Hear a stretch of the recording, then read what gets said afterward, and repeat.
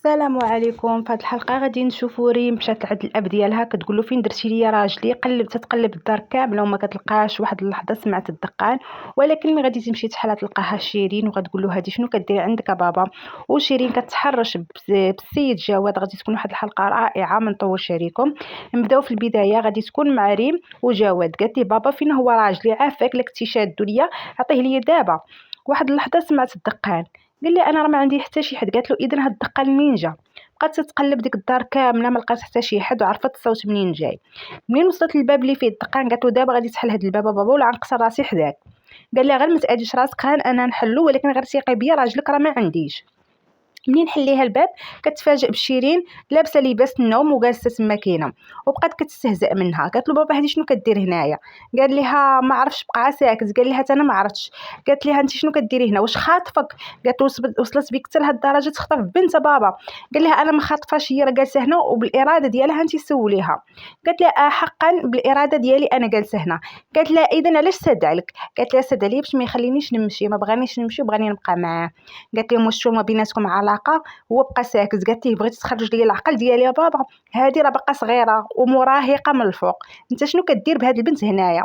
ما حشمتيش، ما حشمتي لا على السن ديالك، ما حشمتي مني، ما راعيتي ما والو. بقى ساكت ما قدر باش يجاوبها. قال ليها نازيه. قالت ليه نازيه اللي كتقول حنا في خطر، حنا في خطر وحاطني انا في خطر وانت جالس كتستمتع مع راسك مع هاد المراهقه هنايا كبابا. قال لها شوفي انا كندير اي حاجه على قبلك انت درتي اي حاجه على قبل راجلك. عرفتي بلي مراتو حيه وولادو حيين وما قلتي ليه والو على قبل ولادك. داكشي انا علاش كندير هادشي كامل على قبلك انتيا. قالت ليه ما تخلطش الامور، ما تخلطش الامور، انا كنكرهك، ولا سمعتيني غادي نكسر راسي، ولا شتي غنكسر راسي وغادي نتهنى هاد الحياه. غادي تخرج وغادي تخليه وشيرين كتستهزأ وكتشوف فيهم وهما مدابزين. من بعد منين مشات ريم رجع ليها جواد قال لها انت شنو درتي؟ قالت له ما درت والو. قربت منه وقبلاته. قالت له واش ما عجبكش الحال ولا شنو؟ انا بغيت نكشف العلاقه ديالنا. وبقات تتحلون عليه هكاك. صافي هو ما قدر يقول حتى شي كلمه اخرى. غنشوفوا شيرين اللي جالسه في المستشفى كطلب من الام ديالها تسمح لها. قالت لها انت ما بقيتيش بالخدمه، عارف استاد القهوه جيده واسيل ما بقاوش يمشيو للخدمه، بقيتو مقابليني غير انا.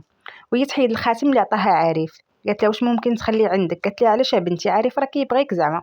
قالت لها ولكن راه ماشي الوقت ديالو دابا.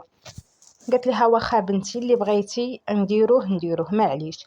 وشويه غادي تدخل جيداء وغادي تقول الام ديالها ماما الا جات على خاطرك بغيت نبقى مع جيداء شويه. صافي خديجه غادي تخرج ومنار غتقول لجيداء علاش خبرتي الولاد ديالي بان عارف غادي يتزوج بيا وخليتيهم مقلقين مني؟ تيك صحابهم غادي نولد ولاد اخرين وغادي نساهم هما. قالت لها ثقي بيا انا ما قلت شي حاجه. قالت لها لا حتى حد ما كيعرف الخبر من غيرك. قالت لها انا راه كنت نعاود غير الاسيل هما كانوا ناعسين. ايوا ربي ولادك اصاحبتي مابقاوش يتصنتوا علينا وما ناسين، حشومه يتصنتوا على الكبار. قالت لها جيداء انتي قلتي ليهم ما كاين لا تصنت حتى شي حاجه. جيداء ما تعرف ما غادي تقول وغادي تحاول تفك راسها باش ما كان.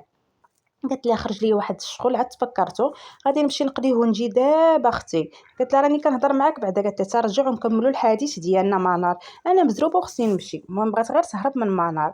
وغادي تخرج وغادي تلقى خديجه جالسه وتقول لها خالتي والله الا حرام عليك علاش قلتي لوليدات منار بلي عارف غادي يخطب الام ديالهم. ومنار تكسحابه غير انا اللي قلت ليهم، حطت عليا الباطل ومع ذلك سكت ما بغيتش نفرشك. قالت لها الله يا ربي. قالت لها كان عليك عاد تسكتي وتخليها تقولها لهم هي بطريقتها زوينه، تقول لهم راه عمو عارف غيولي الاب ديالكم.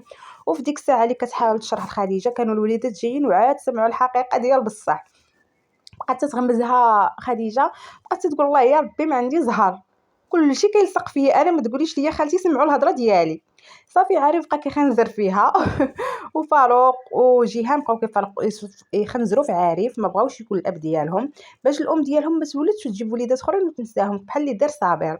وغادي نشوفوهم غادي يتقلقوا غادي يمشيو يجلسوا بقاو يخنزروا في عارف. وغادي نشوفوا جيداء كتقول خديجه عندي حل واحد هو نخرجهم ونشري لهم اللي بغاو باش هكا يقدروا ينساو هذا المشكل اللي درت دابا. صافي غادي نشوفوا باللي منير جالس مع جواد. قال له غادي نمشيو عند لاشين وغادي نقولوا ليها تجسس على نزيه وتشوف الخبار ديالو واش باقي حي وشكون اللي يدير الامور من بعده. الا كان هو مريض يعني شي حد اللي كيقضي الغرض في بلاصتو. قال ليه ولكن هذيك راها غبيه. قال له ماشي غبيه، هذيك راه عارفه شنو كدير مزيان. صافي غادي يوصل عندها جواد وغادي يدخل عندها ويقترح عليها، قال لها بغيتك تجسي لي على نزيه لانك انت كنتي مراتو الاولى. هو مادام لا كان مريض شكون اللي باقي كيدير الغرض، تيقضي الغرض من بعدو. قالت ليه عزمي هو اللي كيقضي الغرض. قال لها عزمي انسان وفي، كان خدام معايا وكان وفي ليا، دابا ولا وفي نازيه، صعيب باش نعرفوا منه. داكشي علاش بغيناك انت تكلفي لينا. قالت له لا لا بلا ما تدخلني في هذا الشيء، انا ما باغاش نعرض راسي للخطر. قال لها انا ما كنقولش لك كديري هذا الشيء فابور، راه عندنا مقابل، المقابل غادي يعجبك بزاف. قالت ليه مادام القضيه فيها المقابل نقدر نعاونكم، ولكن واخا الحياه تكون الخطر ديالي، ولكن خصني نعرف هذا المبلغ اللي غادي تعطيني وخصو يكون ضخم لان راه كنعرض الحياه ديالي للموت. قال لها كوني هانيه، هذاك الشيء اللي طلبتيه هو اللي غادي يكون. غادي نشوفوا جيدة غاده مع عريف كيتمشى وخرجها من المستشفى باش تطلق رجليها شويه. بقى غاده شاده فيها وهي كتعرج. قال لها واش انت لاباس؟ قالت له لاباس. قالت له والله الا الجو اليوم راه زوين بزاف، عجبني الحال. وهو غير جالس ومقلق. قالت له مالك مقلق؟ قال ما بغاش يهضر، شاف لها غير في يديها، فهمت باللي هو مقلق على الخاتم اللي حيدت. قال لها شوف، قالت لي شوف انا راه غادي ندير الخاتم، انا بغيت نديرو غير باش الوليدات ديالي باقيين صغار، بغيت نشرح لهم الموضوع مزيان عاد نديرو. كيف ما كان الحال راهم ولادي وهما باقيين صغار، كون كانوا كبار غادي يتفهموا، ولكن مادام هما صغار خاصني نفهمهم دقه دقه. عافاك ما تقلقش عليا عارف. شدت له في اليدين ديالو. قال لها واخا تقولي لي راه ما بقيتش باغي نكمل معك هاد الخطوبه، انا ما يمكنش ليا نتقلق منك، انت راك واحد الملاك اللي ما يمكن حتى شي حد يتقلق منه. قالت ليه انت هو الملاك، ما تبقاش تقول فحال هاد الهضره، انا ما غاديش نتفارق معك لا اليوم لا غدا. وبقى كيشم في الريحه ديال شعرها. قال لها ربي يخليك ليا، ولكن راه انا ما نقدرش نتقلق منك لانك انت ان فوا كتشوفي فيا كنسى الالم كامل.